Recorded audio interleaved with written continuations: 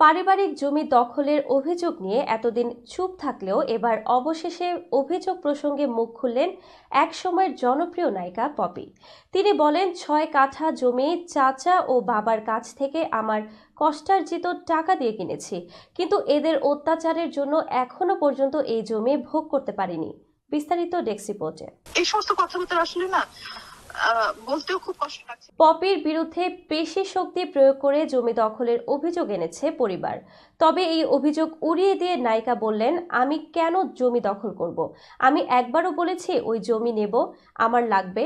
পুরো পরিবার আমার উপার্জনে সারা জীবন চলেছে। উল্লেখ করে পপি বলেন, এদের শরীরের চামড়া, জামা কাপড় সব আমার পরিশ্রমের টাকায় কেনা। আমার পরিবারের কেউ কখনো উপার্জন করে খায়নি। 95 সালে আমার বাবা কিন্তু এদেরকে উপার্জন করে চালায়নি, আমার টাকায় চলেছে। বলে রাখা ভালো, পারিবারিক বিরোধের কেন্দ্রবিন্দুতে রয়েছে খুলনার শিববাড়ি এলাকায় পপির বাবার 11 কাঠা জমি। অভিযোগ অনুযায়ী এর মধ্যে 5 কাঠা জমি আগে থেকেই নিজের নামে লিখে নিয়েছেন পপি। এখন বাকি 6 কাঠার মালিকানা পেতে তিনি মা, ভাই ও বোনদের চাপ দিচ্ছেন বলে অভিযোগ উঠেছে। আরও জানা যায়, পপির মা যে বাড়িতে থাকেন সেটির বিদ্যুতের লাইনও নিজের নামে করিয়ে নিয়েছেন এই চিত্রনায়িকা। প্রসঙ্গত, 1997 সালে সোহানুর রহমান সোহান পরিচালিত আমার ঘর আমার বেহেশত সিনেমাতে অভিনয়ের মধ্য দিয়ে চলচ্চিত্রে পা রাখেন তিনি, কিন্তু তার প্রথম মুক্তিপ্রাপ্ত চলচ্চিত্র কুলি।